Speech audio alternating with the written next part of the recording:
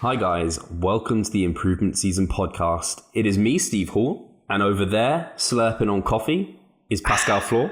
Yes. Say hi, Pascal. Hey, have you tried to sound a little bit more like a moderator just now?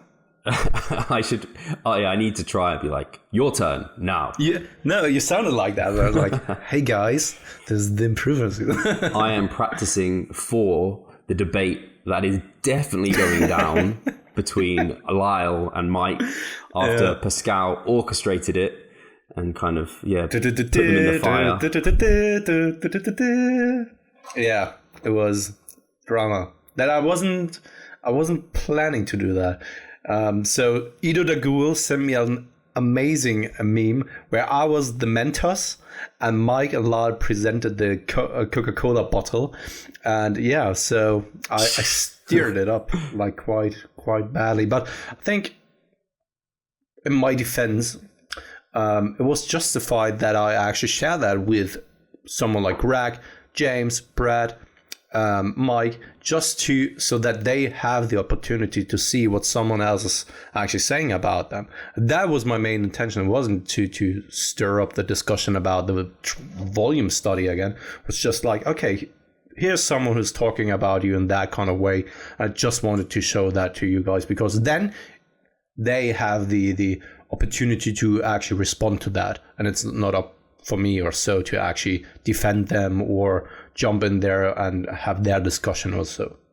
Fortunately, everyone thinks you're from RevFit and not from Revive Stronger, so we're okay. I wonder how many dislikes they have received over the time spent of a couple of hours. I didn't even know they existed. I've not even Googled them, but I imagine they're a real thing. I just heard of that name before, but I'm not really entirely certain what it is. So hopefully we've officially had like our first YouTube drama. We haven't even, people have YouTube drama where they call each other out. It's pretty exciting. Yeah. Although I guess we're the neutral party for the most part. Mate, I also have never expected that I'm on the blacklist of Lyle at some day. But he hasn't blocked you. You're still friends and you're still in his group. So possibly because I was so diplomatic in the way I responded to him all the time. Like, for real now, this is not a joke. If someone's out there now laughing, I was really diplomatic and just neutral in the way I responded to him, even that he called me names and stuff like that. These are only words coming from a, so to speak, a stranger I've never met in person, so they don't mean much to me. So there was no bad feelings or emotions involved in that coming from my side, so it didn't really impact me at all. So I was still able to just communicate neutrally and kind of diplomatic in that sense, like saying, yeah, okay, this is all fine. I disagree with you on a couple of things. I'm not quite fond of the way you behave. This is also something I said to him, but that doesn't mean that I don't respect what you've done in the past, or that doesn't impact the way of how I look at things, and especially not when it comes to something like having a discussion about a disagreement on a certain study. I don't let my emotions impact my way of communicating. This is everything I said to him, basically, and at the end said that if he changes his mind, we are still there and ready to host a debate. I don't even know. It would just, for me, it would be like the most awkward thing ever. It was already awkward enough the first time I got Lyle on, because, and I expect Lyle won't listen to this, but I respect him greatly, but I didn't really know how that would go, just because he is an interesting character. He is a little bit, I think he's officially bipolar, isn't he? So he is a bit up and down, like literally. So it actually was very great and cool, but still having him and Mike on would be like, holy, like, how do I even moderate this? Yeah. Stop shouting, guys. Yeah. So apart from that, which was entertaining and hopefully you guys enjoyed it, we had some great feedback also on Ask the Athlete, which actually went down really, really well. It got over 1,000 views in like 2 days with Brett Freeman. So I'm super happy that went down so well. It's fine. I didn't even hear it. I would cut it out. So yeah, I think those people have kind of asked what sort of frequency we're aiming for. At the moment, we're thinking the last Thursday of every month, I guess, is the sort of frequency we're looking at. It may we may do it like every other week or something. We'll have to see. Oh, I thought the first Thursday, it was just this time around because it was the 30th, the 31st, I think. This is the last Thursday now. And we couldn't wait. We were like small children waiting to unwrap the gifts under the Christmas tree. And we wanted to actually share that with you guys. No, but hey, Brett, super humble guy. Like, honestly, I had a little bit of not discussion, but a back and forth over on Instagram as well. Can't say anything bad about him. Yeah. Super, super humble, super polite. Thanked us very much. And I mean, when you know what he did in the past, as you already said as well, had his own podcast with the bodybuilding, is quite successful as well. I mean, we know it, unfortunately, that other people, it gets to their head and they aren't as humble and polite anymore, which is unfortunate, but that is just how it is. Yeah, I think he even referred to himself as not advanced in the podcast. And I was there thinking like, I think you're advanced, mate. Yeah. But that just goes to show how humble he is. Yeah, and also with the podcast and stuff, it's funny because everyone from like 6 years ago does remember that podcast. Yeah. Like even Jeff Nipper came on saying like, yeah, mate. He was one of the OGs, when natural bodybuilding was just building in popularity. Yeah. And that's when I first kind of stumbled across that podcast and everything. So it's really cool. So I'm excited to kind of, talk to more people. Got some names of people I want to bring on. As always, if people kind of have particular people they think would be really interesting to get on, let me know and we can always contact them. But I think as that sort of segment evolves for the podcast, I think I'll get better at interviewing people, asking kind of more interesting questions. The discussion will be a bit more free flowing, but it's nice just to have a discussion with people and a bit less of a note-taking one like when we interview experts. So that's really cool. But apart from that, I don't think there was any kind of big things that happened during the week. You haven't deloaded yet, or are you deloading now? No, I'm about to deload next week. Other big things, I don't know why I bring that up, but it is the Improvement Season podcast, right? And we are open about everything. My grandma is about to die and pass away. My mom actually drove down to Munich, so a lot of my family is still living in Munich. I was born in Munich, but raised on the northern part of Germany, so I see myself as a northern guy. But yeah, she went down to my grandma. I don't, and simply due to the fact, just in case other people are wondering, I have only seen my grandparents I think 3 times in my life where I was consciously aware of that. And thus I don't have that much of a connection there. But it's just something, of course, bigger in my life, which is going on at the moment. And yeah, my mom is, of course, quite devastated, which is understandable.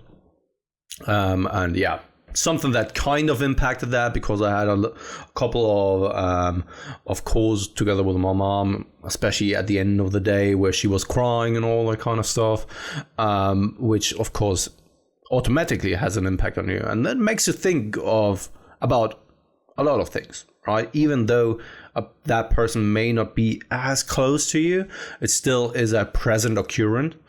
And yeah, it has an impact. And that is also going on at the moment. I hadn't heard of that at all, so that's the first time I've also heard of it. And it's never a nice thing. Like family is family, whether or not kind of they're close to you or not. And sometimes it almost, for me, my granddad passed away a few years ago, and I wasn't very close with him, and it almost made it, in a weird way, it also made it hard because I was like, why am I not close to him? Should I have been closer? Should I have contacted them? And it's always a difficult thing, but I mean, it's part of life. This is something I had with my grandfather when he passed away a couple of years ago. I think it was now 4 years ago.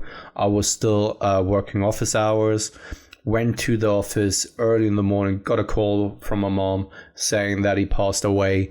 And for me, a couple of years earlier, I've been to Munich and I wanted to surprise my grandparents.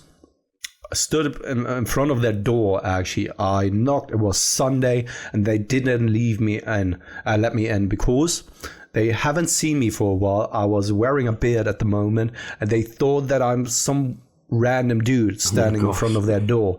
So I then called my mom, actually asking for like, okay, it is Sunday midday. How is it that they are not at home, right? And it turned out that they were at home, but didn't really recognize me. And I thought, yeah, at some point I'll get the chance to actually meet up with them again. And then 2 years after that, I think it was, my grandfather passed away, and I was just crying so much. And it wasn't so much because he passed away, and this is harsh to say, but it was more so due to the fact that, and this is quite egoistic, but I questioned why I didn't find the time to actually do that, because there was no explanation for that. There wasn't, right? And I asked myself, like, how is it possible that I couldn't take one weekend to actually make that happen, to visit them, right? But this is always the case what people then come up with when they are dealing with a huge tragedy, asking themselves, maybe even blaming themselves, what could I have done, and stuff like that. This is just most of the time a normal process, but that was quite hard for me as well, even though that is the same situation where I haven't really had a close relationship with him, but it struck me so hard. And this time around it's just so, I don't know, so weird, because my mom said that one life goes and one life comes, because Katie is pregnant now and her mom is passing away. And that is just like, holy shit, I had to swallow when I heard that, because that is just the cycle of life. Yeah, it's really tough. That, what you said there and literally what your mum said there is very similar to what my mum said when my granddad passed away, because my sisters were having their children. So I don't like to think about these things too much, but sometimes they do ground you in your priorities and what you're doing day to day. But I find it hard, like with people, anyone listening to this podcast, training means a lot to you, your nutrition means a lot to you, getting your work done means a lot to you probably as well. For us, it's kind of like we're self-employed. This is everything to us. So then taking time away from that to be kind of selfless and spend time with family that you might not appreciate it at the time is super important to them. Like, it's really hard to find that balance. I struggle. Like, Pascal, I've left holidays with my family like a bit early because I want to get back to training, get back to work. And it's finding that balance, because I think in some ways you do need to get on with your own life. It's your own life to live. But at the same time, you don't want to regret potentially missing out on some opportunities to be with them. It's just a hard balance. Absolutely. No, but other than that, overreaching week. So you're just emotionally all over the place. Yeah, it's the worst. No, I think I'm really getting close to being overreach, and I can tell because at the beginning of the week my performance wasn't really on point, and I could feel that I have some kind of flu-like symptoms already. Sometimes, of course, at that time of the year you think you may be overreached, but it's actually a true cold you caught there. But maybe there was actually something about it. Funny enough and interesting enough, Mass, in this issue, they just released an article about how to prevent the flu, and they talked about when you are training really, really much, you are compromising yourself in your immune system is a little bit compromised in that situation, and you are more susceptible, even more susceptible than sedentary people for catching a cold. And maybe this is then correlated with each other. But I will still push through that. The lower body session went well. Today went well. 2 sessions to go, and then Birmingham weekend is around. And after that, well-deserved deload, because I really, that was finally, again, after such a long period of time, I had fun in the gym.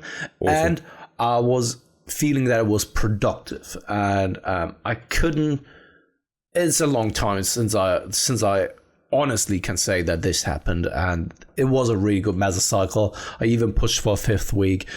So yeah, overall really happy with how things are going. Also with the diet, things are heading into the right direction.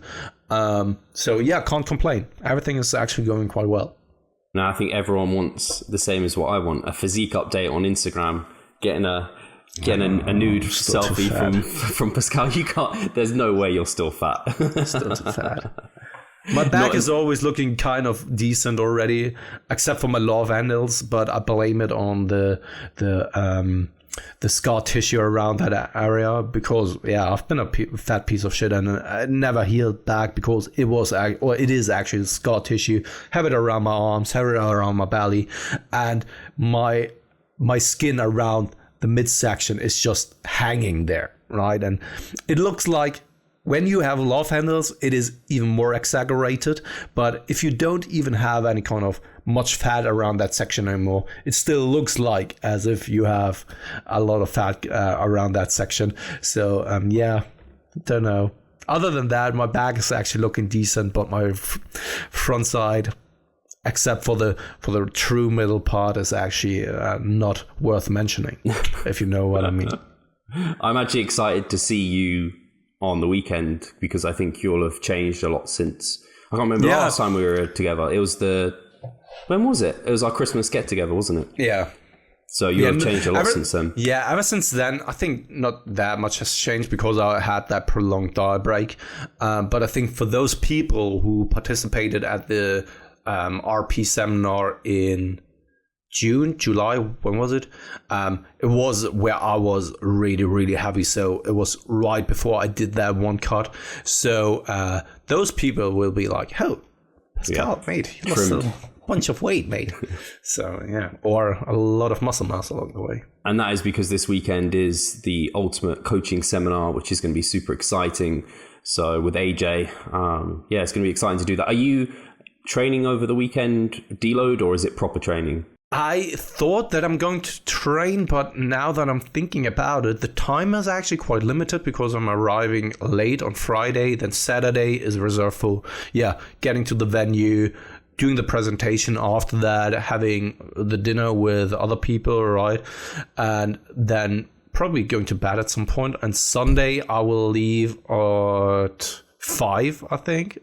Well, a little bit earlier, off to the airport. And I just wanted, because I'd never been to Birmingham, and I wanted to see how the Peaky Blinders lived back in the days. And so I want to actually discover the city, and I can't train at home, right? So I would love to train at Ultimate Fitness, but at the same time, it's my deload. So do I really have to then spend 1 to 2 hours there?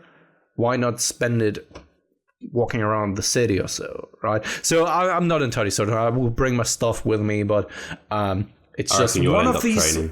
I think this is once again one of these scenarios which are a subtle message for all of our listeners. Like, if you've never been to a city, is it really that important to go to the gym, or rather actually explore the city and breathe in the air of the lovely Birmingham?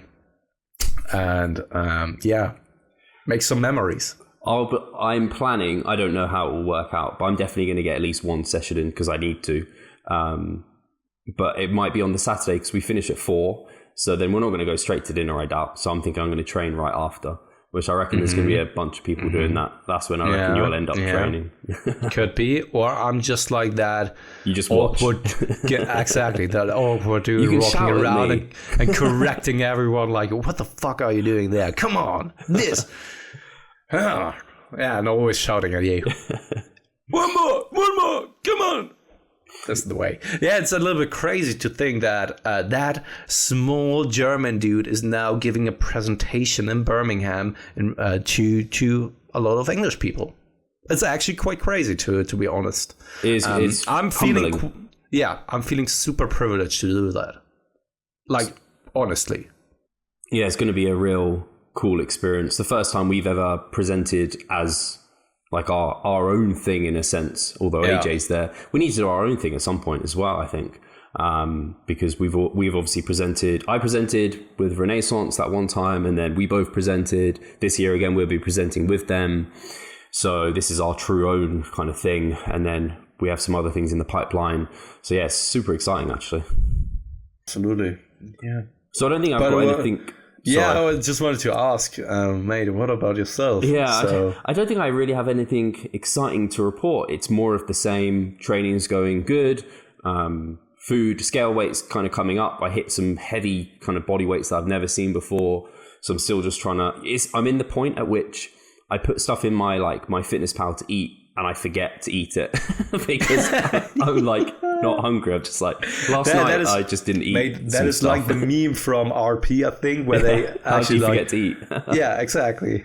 So that's kind of happening to me. The only actually thing that I'm experimenting with at the moment, it might be interesting to people, is unfortunately in the mornings I don't have the most fun with my digestion. So I kind of end up spending too much time on the toilet. And I think it's related to my breakfast, but I'm not entirely sure what part of it is. So I've been removing bits. I thought it was the berries. I thought it was the oats. It doesn't seem to be necessarily either of those. So I'm going to just try something like completely different tomorrow morning for breakfast. It doesn't seem to happen on the weekends, which I just have a protein shake. And I don't have like a proper breakfast because I don't train till a bit later. But yeah, it's not the most fun, and it's kind of frustrating. So I'm just experimenting, removing things that I think could be the problem. But it could be that it's the thing I'm having the night before, but it's not. I have the same thing on the weekends the night before. It's only in the mornings. So yeah, I don't know. It might just be the huge quantity of food that I'm consuming that's leading to it, to be honest. I don't know. You're sleeping a little bit longer on the weekends, don't you? That's true, yeah. So maybe there's something about, I don't know, stress response or something. Yeah, maybe. But I don't know, could potentially be. But I heard that a good solution for that might be black pudding. Black pudding. Heard it's the best when it comes to digestive issues in the morning. That's why they are offering the it. Carnivore diet. That is why they are offering it at hotels in England. Just for the, oh god, I've never even eaten black pudding. That's obvious what it is. Yeah, the only I can think when my digestion's been particularly good, like in terms of just everything working how it should do, is during my mini cut. So it makes me feel like it was a food volume related thing. It just, my body's like, you're just eating too much, get it out. Have I ever told you about the time when I've eaten these sandwiches? So you know what sandwiches I'm referring to, don't you? The ones with ketchup and your chicken weird breast sandwiches and salad, Yeah. right? So I think I've never told you actually. So when I did that a lot because I was chronically hungry and it filled me out and stuff like that, I was eating a lot of lettuce along with that. I mean a lot of lettuce because of the cellulose in there, which you can't digest. I was going to the toilet and I had really stomach cramps and it was coming. Sorry for the detail. If you don't want to listen to it, skip like 30 seconds forward now. But it was green and it was muddy and it was not fun at all. And I kept doing that. I don't know why, but I had options to go back to, right? Not to eat that. But the moral of the story is, this is just a recommendation for everyone, a takeaway now. So you are actually learning something here. Never eat too much cellulose because it's not fun. How much lettuce was it? Because when I diet, like in prep, there was a time where I'd buy 2 liters of sparkling water and a whole iceberg lettuce, and I'd eat that every day. The whole thing. It wasn't enough with one. Right. So it could have easily been on a day like 4.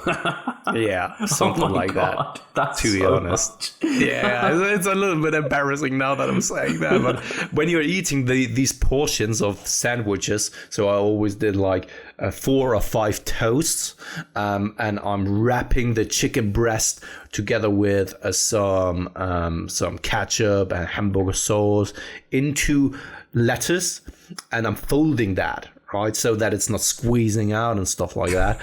It could have easily been like 1.5 heads per serving. So I mean, serving of 4 to 5 toasts, and when you're eating that like 2 or 3 times on a day, a lot of cellulose.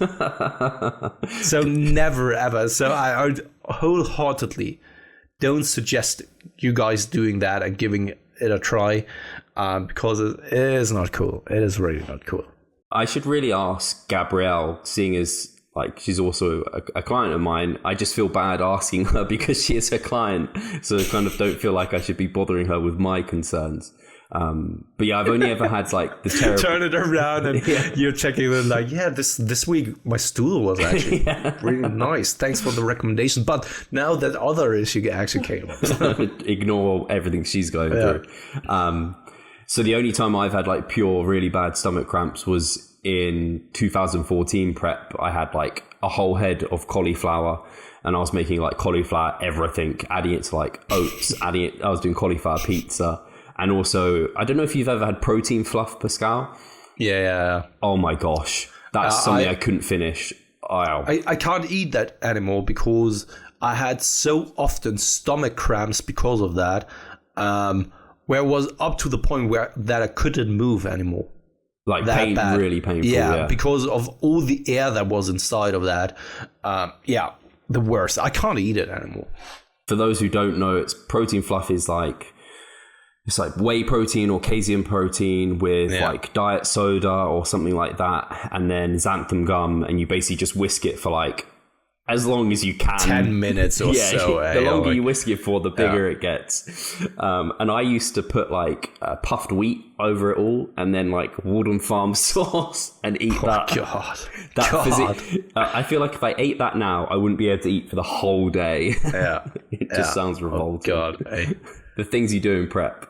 So actually, so cauliflower was life for you. That is what you said there. Cauliflower was life. Yeah, cauliflower was life. Yeah. Should we get to the questions? I don't think there's I mean, we are rambling on since now 25 minutes already. The only thing I want to say is I've had people ask, how do we ask questions? So I'm going to say it now.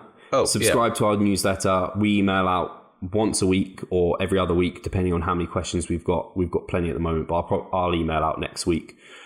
Just requesting questions and informing you of anything that's of interest to you guys. So yeah, join our newsletter. You can do that below. Yeah. I think there's always a link. Steve, before we delve into the questions on our questionnaire sheet, there was one question coming through over on YouTube, and I know it's unfair. Exactly. I know it's unfair, but I have to ask you now. Please share with the audience, what is your neck training protocol? I don't actually know if... I have no idea if people are trolling me for this or not, because I've kind of joked about neck training, and I don't think my neck looks any bigger in these videos than like it used to. I don't know. Maybe it has. And I really wanted to say like a sarcastic, jokey response, but you know how awful I'd be at that. So my neck... The traps don't count as neck, do they? Yeah, they do. The traps do count as neck. If you really think about the anatomy and how they are structured and what their function is, it actually counts to the neck musculature. So I do train my traps. So I train my traps, believe at the moment 3 times a week. I do barbell, upright shrugs, straight up, straight down. I'm also doing trap metabolite work at the moment. So I do a giant set of those as well, which is gnarly. My traps, I think most people's traps, they recover really super bloody quick. Like you could probably almost train them every other day and you just wouldn't notice. But I think for most people, you get your minimum effective volume and more than that from your deadlifting, from your rowing. So I don't think most people need to bother. I just had the time, and I'm a loser, and I love bodybuilding, and I want my traps to be stupidly big, and I want the crab pose to be killer and not let anyone else have a better crab pose than me. So yeah, I do barbell straight up ones, and at the moment I'm doing bent over dumbbell ones as well, which are a little bit more tricky to do because it puts you in a bit of an awkward position. It can be really easy to end up letting other muscles take over.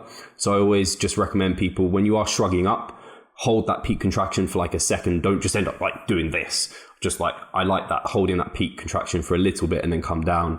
I do upright rows twice a week as well. So I guess I also get some trap work there, barbell rows and things like this. They're going to hit the traps. But for the most part, I just isolate 3 times a week via those movements. I won't always do that when I'm dieting. Potentially I won't end up doing trap work because I can put more effort elsewhere, and I might not have the recoverability to bother isolating the traps. And like I said, I think you probably hit maintenance volume easily through the rest of the stuff you're doing.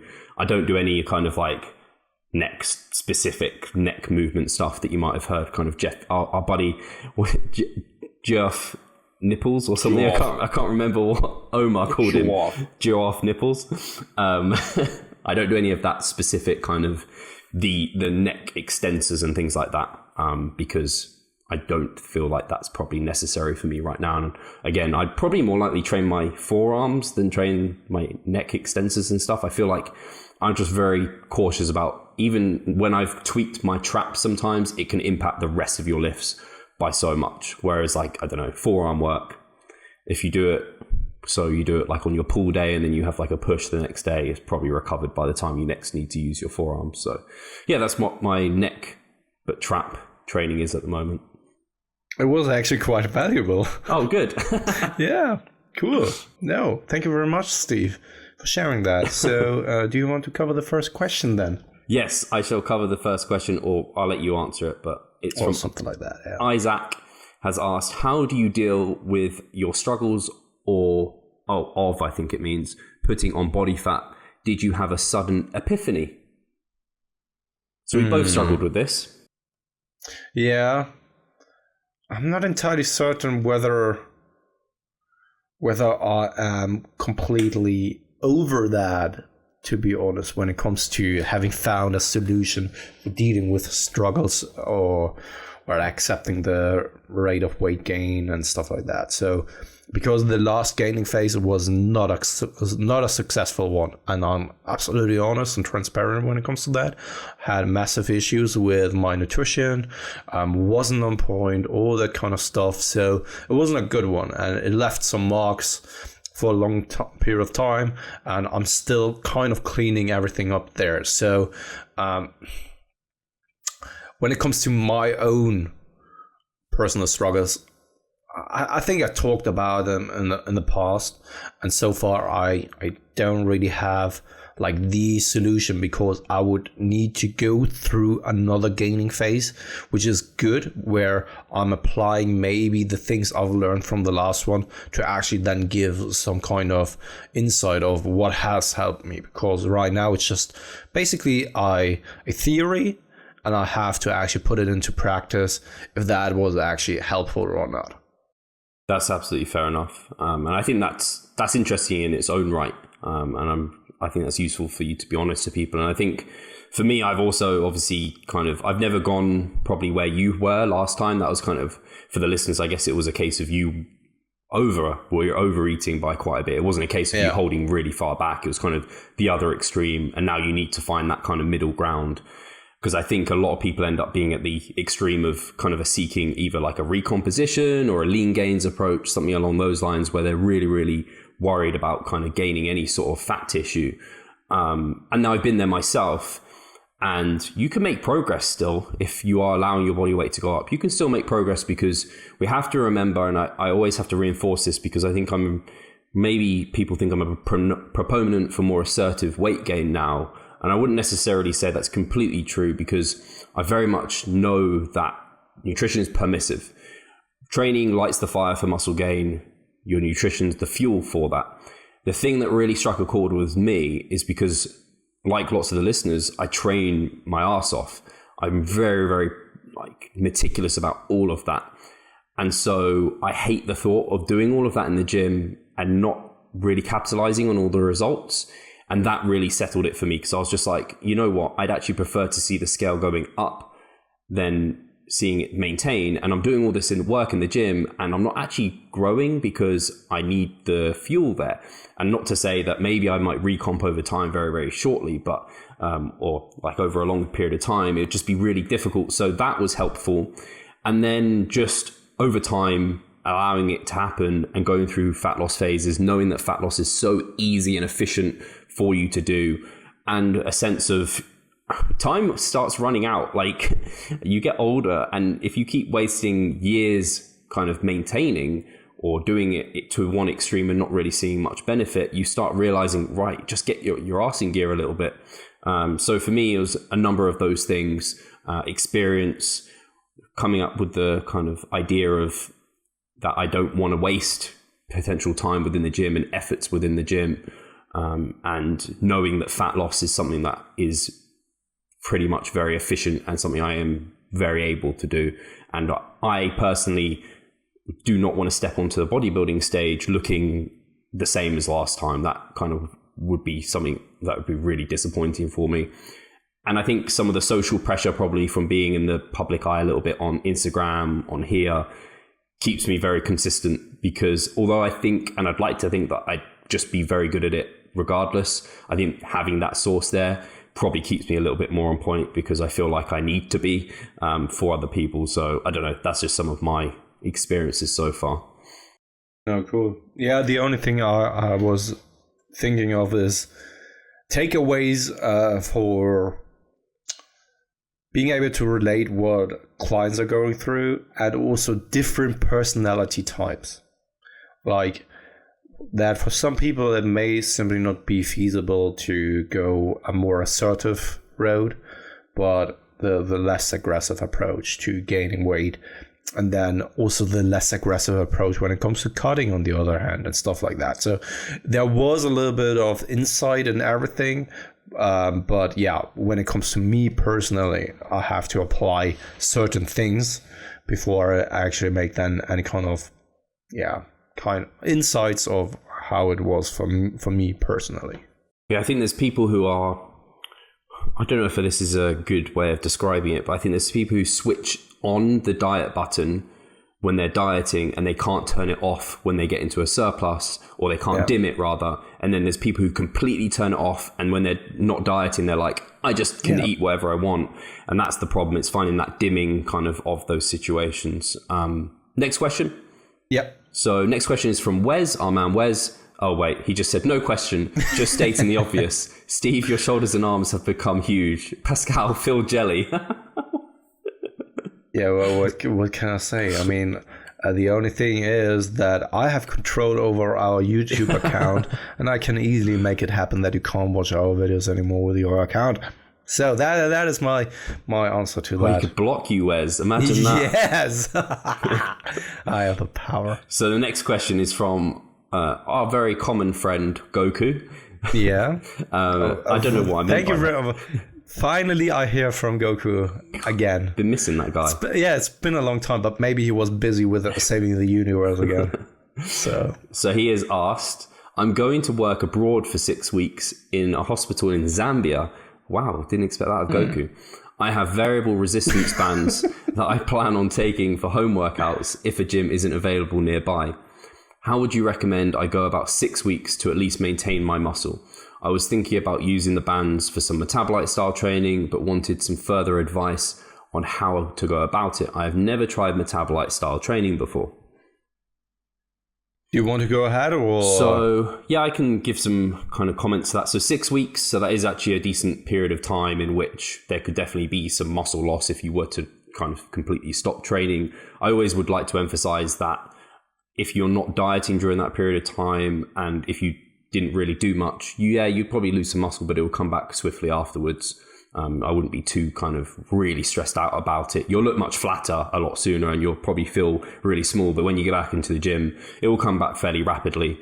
We've seen that within studies before. So that's a good thing to kind of take.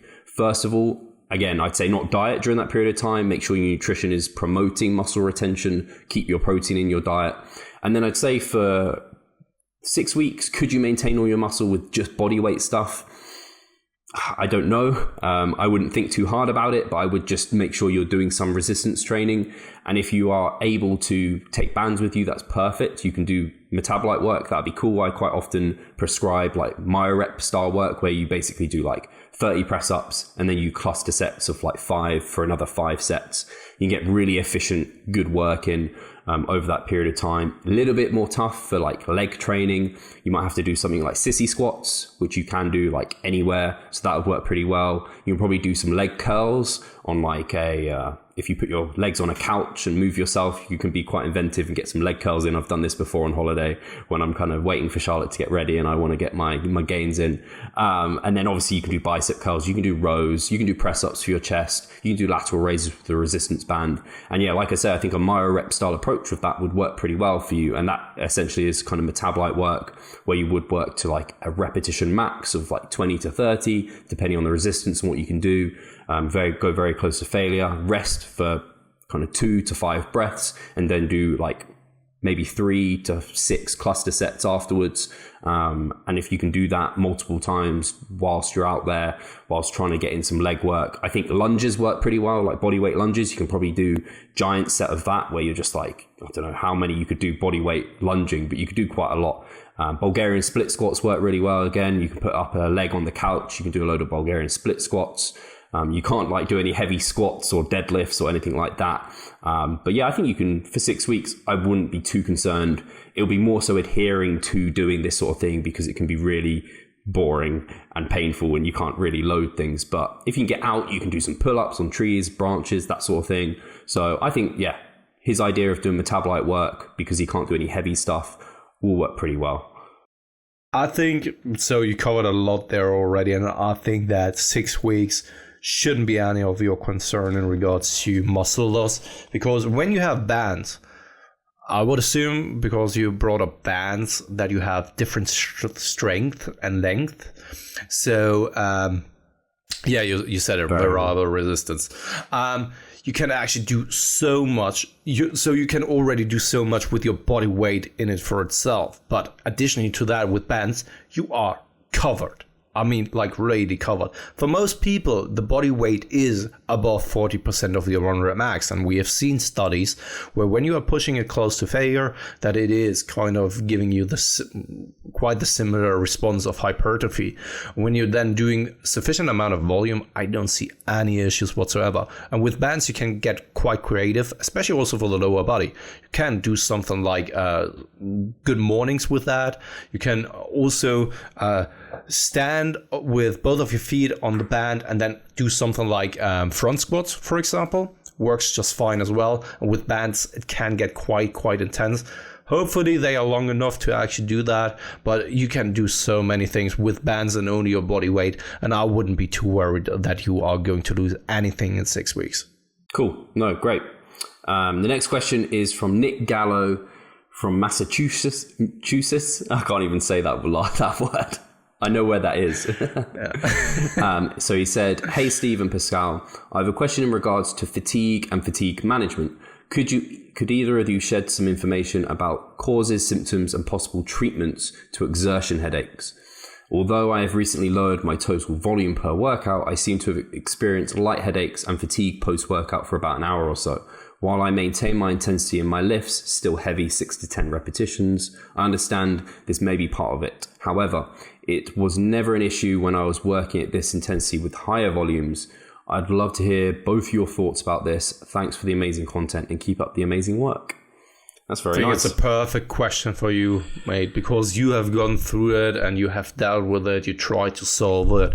I know kind of how to address it, but only because of you. So go ahead, mate. Okay, cool. Yeah, if I miss anything, then you can clean up. So Nick, first of all, exertion headaches are horrendous. If people don't know what they aren't just like a traditional headache. They're literally like someone has got some scissors and is stabbing you in the bottom of your head, like right at the bottom of your scap of your skull even. They're just horrendous. And you can almost, once you've had it, then when you're going through your workouts, you can almost feel them coming on when they're about to get there. The causes of them isn't completely clear. Sometimes people say it's kind of dehydration. So if you're not well hydrated, that could cause it. Pre-workouts, particularly caffeine, some of that can cause it. Some of the pump products could potentially cause it, kind of the blood flow and things. The one I've heard most support for, and I think is probably the most likely, is head positioning. So if you aren't kind of in a neutral position, or if you're like jerking your head back and for a consistent period of time, that again could cause kind of the exertion headache, and it is related to kind of blood flow to the brain and things. And I want to particularly be clear, if when you ever do feel head pain, anything like that, definitely be very careful about it. Don't just assume it's an exertion headache. It could be something worse and more serious. So definitely consider that. Be very, very careful about it. Any head injury. I mean, I've suffered a horrendous head injury in the past, and I wouldn't like anyone to suffer anything similar to that. So definitely get it checked out if you're concerned about it, and see what your GP and doctor would say. And I'd say that before you listen to any of my advice, like I'd say always check with your doctor and GP. In terms of then relieving it, so like I said, maybe reduce your caffeine consumption, maybe reduce pump products, but make sure you're well hydrated. Make sure you're doing everything you should be in terms of fatigue management, sleeping well, de-stressing, eating plenty, that sort of thing. Within the gym, the thing that really helped me was not taking my sets too close to failure. If I was going anything more than 3 reps in reserve, I would start holding my breath, and I'd start exerting quite difficultly, making the faces that everyone makes within the gym when they're working hard. This is when kind of you're building up pressure essentially, and this is when the exertion headache can come on. So when you are doing exercises, it's a good idea to try and breathe not like you normally would. So not using the Valsalva maneuver is a good idea. So machine work is generally better for that because you don't need to brace so much. So things like squats, deadlifts, where you might brace into a belt or you're holding your breath in the bottom position, they can be quite difficult to not let the pressure build up in your head. You might have to reintroduce those and start breathing out as you come up through the eccentric or through the concentric even. So breathing, making sure you're taking your breath, not taking it too close to failure, probably using lighter weights to be quite honest. So 6 to 10 is still quite heavy. I recommend going more like 10 to 15 and getting your volume in via that, because it just will be less intense. You'll be less tempted to use the Valsalva maneuver. You'll be less tempted to go closer to failure. So those are the ways I kind of solved it. And if you feel it coming on, don't push through it. If you feel like there's potential for it to come on, don't go to the gym. Once you've had the exertion headache, if you go back to the gym and you get it again, it almost sets you back to baseline and you almost have to start over again. So be careful with that. And then the only other thing you can do to help kind of with some of the symptoms is to medicate. But make sure you're not kind of medicating to go to the gym, to make sure, like, don't be ignorant to the pain, because that's what pain killers are doing. You can take it after the gym, but don't kind of go to the gym, get an exertion headache, take painkillers and keep in that cycle, because it's just like a band-aid. You want to start getting off that and you want to reintroduce things slowly. So that's kind of how I ended up getting over it. I think it took me like a couple of weeks. Mine came on through a horrendous, it was after my deload. I stupidly went into week 1 of my metabolite mesocycle. At the end of an already hard leg session, I did 3 supersets of Bulgarian split squats into Smith machine squats. And it came on during the second set of those. And I continued through the third set. And yeah, it kind of screwed up that entire mesocycle, to be honest. So sorry to hear that, Nick, but I think it hopefully will fade away. I haven't had one since, and I don't like thinking about it because it's not fun. No. Yeah, cool. I have nothing to say. You covered it just nicely there. Cool. Awesome. Let's get to the next question. It's one for Pascal. This is from... Well, maybe, I'm not sure. I haven't read it, but I'm just saying it's for you. It's from Andrew, from our man Andrew. So he has asked, do you think, our man who is super vascular, by the way, had to drop that one in there. Do you think, and in your experience, have any thoughts and prep through seasons to be different?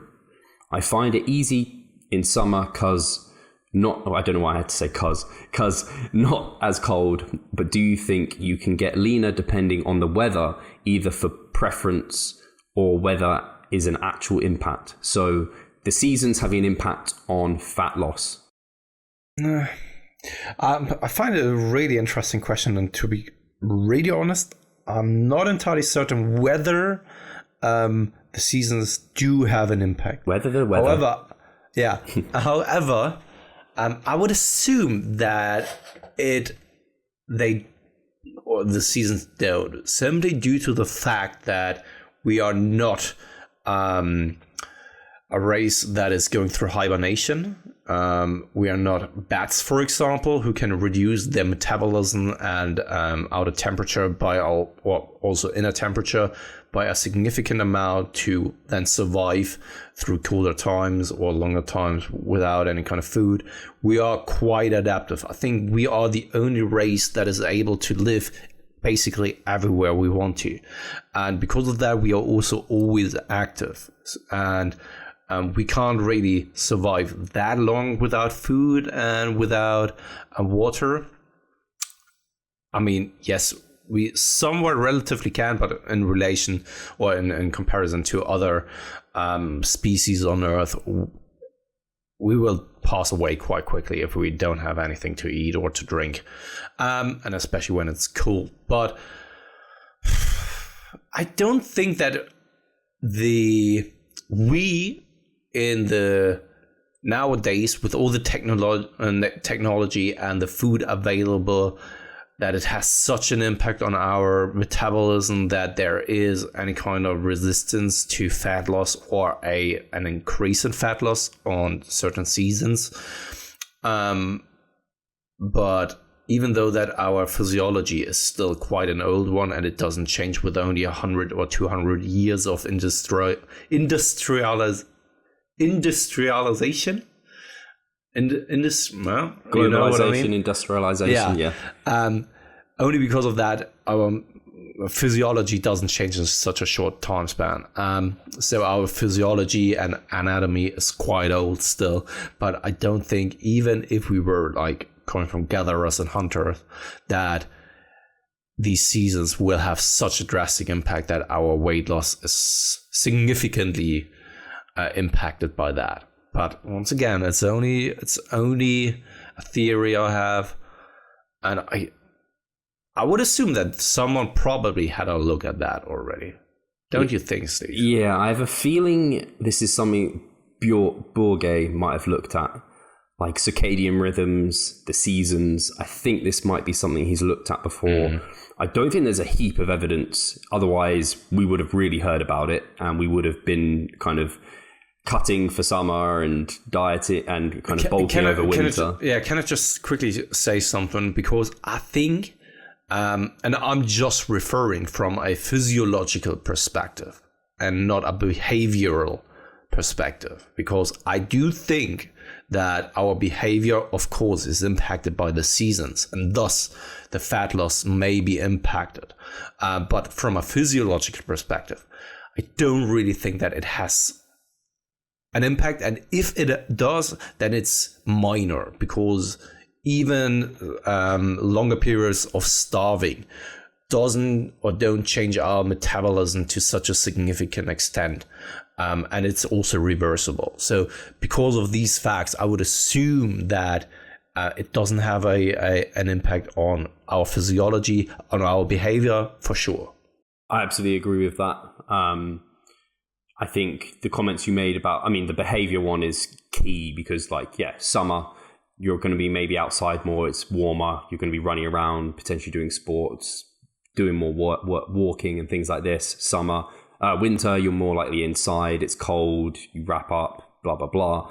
Comfort foods, whereas summer, salads, I don't know, people like to be lighter, they don't want to eat as much. So I think behavioral wise, absolutely I agree with that. And I think I absolutely agree with your comments in terms of, think how advanced we are. We almost don't get impacted by the seasons. We have heating, we have aircon, we go to a gym and train indoors. It is for us lot. I don't think, if there is an impact, like you said, it's so small that would it really impact things? Would there be any reason to change how we do things according to the seasons?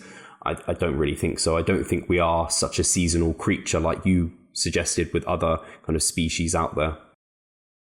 Now, the only thing I could think of is when we were to live in extreme environments of temperature-wise, when it's ultra hot and our body has to work so hard to actually reduce the temperature again, then probably over the time span of a day, there may be a little bit of an increase in metabolism. Or the other way around, when we are in super cold environments. But most of the time, then the everything is actually being reduced, because more so is being directed towards keeping you warm and stuff like that. As far as I know, I do remember, I do remember that there was the time where people were doing yoga in super warm classes, and also people who were training in super cold environments, because they thought that it has an impact on their metabolism. And it turned out that if you want to have an impact on your metabolism, you should work out in a more so warm environment, because the body is working so much harder to keep your body temperature lower than actually higher.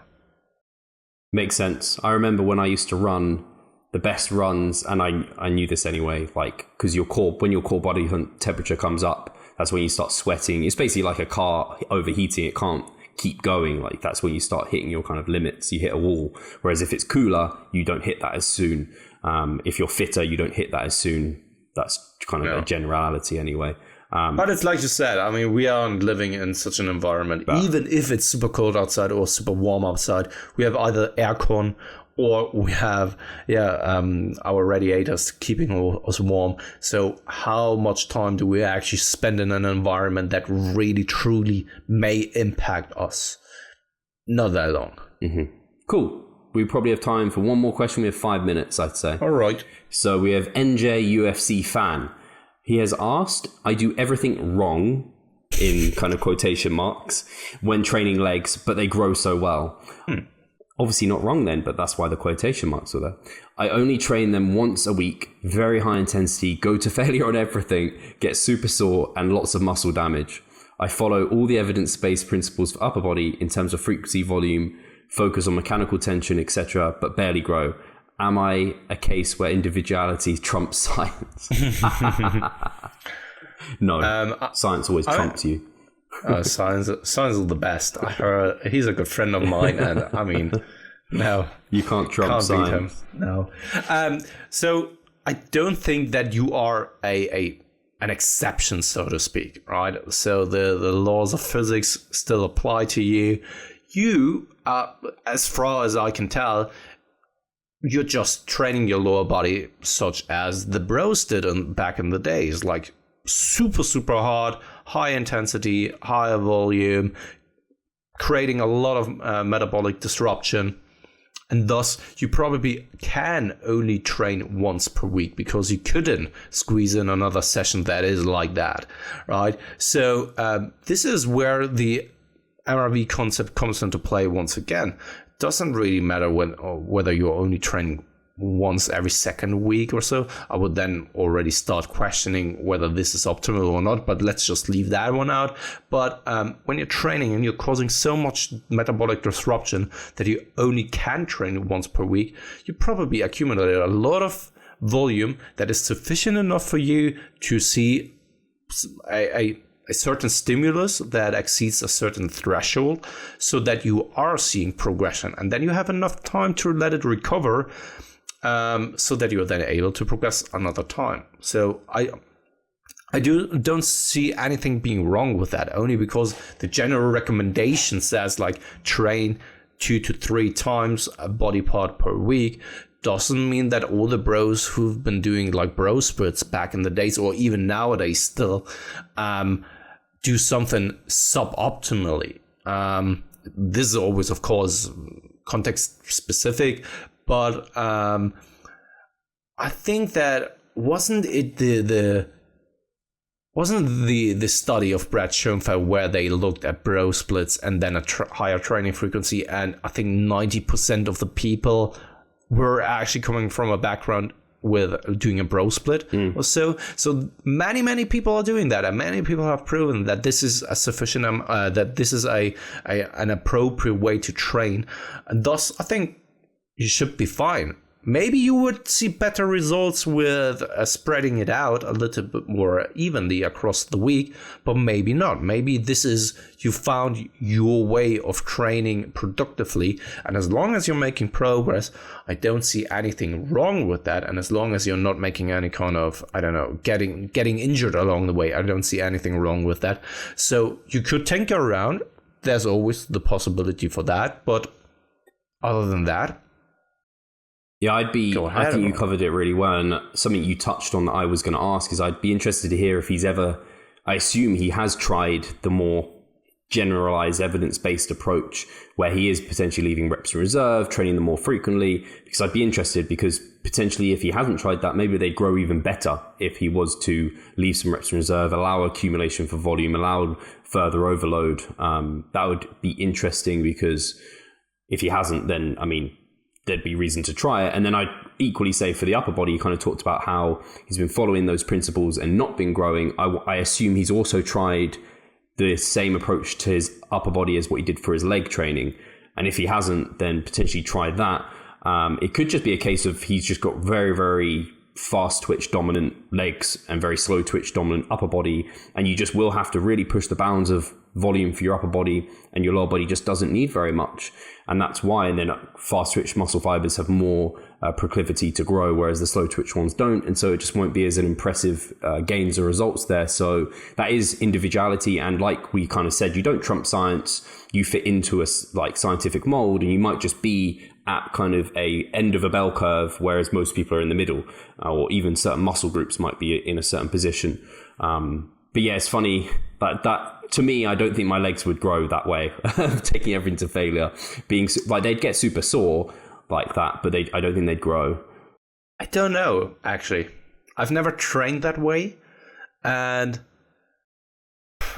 sometimes I wonder if you had unlimited amount of time, I would just tinker around so much and just play around and give it a try, because wasting a year then doesn't mean much. But wasting a year now, coming to the realization that it didn't really work out for you, it's not really cool, right? So, I mean, and by the way, if that is what you do enjoy and training like that, do that, because it may be much better for you in the long term training that way, even though training possibly 2 or 3 times per week the lower body, maybe even for you as an individual, if it were to turn out that this is the more optimal way for you to train, but you simply don't enjoy it and you don't push yourself that much, maybe this is the better way to go about things. Yeah, awesome. I think we're on time, so we'll call it there. We're on question 68. We've got plenty more. So thank you guys for listening. Nice. If anyone has attended, I guess, the Ultimate Coaching Seminar, I hope you said hi to us and thank you for coming. I'm sure it was a massive success. And everyone listening to this who's interested, you better sign up to our newsletter so you get first dibs on the next one that comes out. Oh, yeah. Cheers, guys. Yeah. Cheers.